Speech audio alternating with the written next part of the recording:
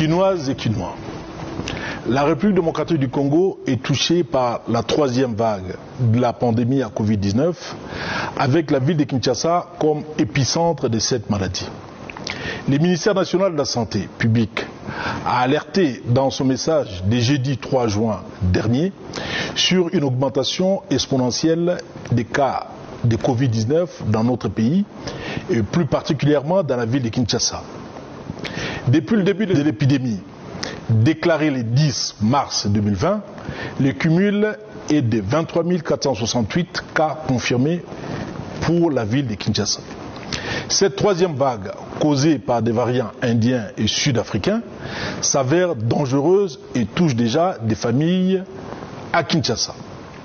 Au regard du dernier bulletin de la situation sanitaire fournie par la coordination des prises en charge des personnes atteintes de Covid-19 à la République démocratique du Congo, les services compétents confirment que la situation épidémiologique est entrée dans une phase alarmante depuis le mois de mai. Et la moyenne des cas par jour a quadruplé. Quinoises et Quinois, je souhaitais, comme je l'ai déjà fait à plusieurs reprises depuis le début de la crise sanitaire dans notre ville, m'adresser à vous afin de vous réitérer tout mon soutien. Vous avez été combatifs et coopératifs, je vous en remercie. Les temps sont durs pour la plupart d'entre nous. L'inquiétude provoquée par le coronavirus lamine notre morale. C'est bien entendu notre santé qui est au centre de nos préoccupations. C'est pourquoi nous sommes tous tenus à sauver plus de 15 millions de vies dans notre ville. Ainsi, je vous exhorte à la stricte observance des mesures barrières édictées par les autorités sanitaires pour limiter la propagation de la pandémie. Les lavages réguliers de mains avec du savon ou une solution hydroalcoolique. Le port correct et obligatoire de masques dans le lieu public, dans les taxis et transports en commun. La prise des températures avant l'accès en des lieux publics. La distanciation physique. L'interdiction des activités publiques comme le marche public, les productions artistiques et les kermesses.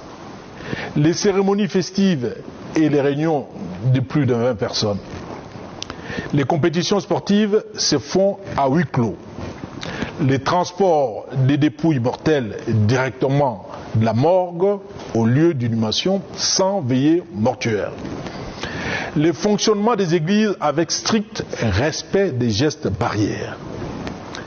La circulation pendant le couvre-feu de personnes munies de l'autorisation spéciale de l'autorité provinciale, à l'exception, bien entendu, des personnes se trouvant dans la situation d'urgence sanitaire.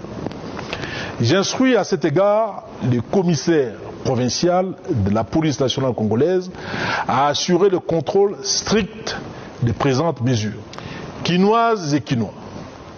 En attendant l'annonce éventuelle de mesures complémentaires par le gouvernement national, je vous exhorte à respecter le couvre-feu instauré par le président de la République, son Excellence, M. Félix Antoine Tshisekedi Tshilombo, chef de l'État, qui va de 22h à 4h du matin.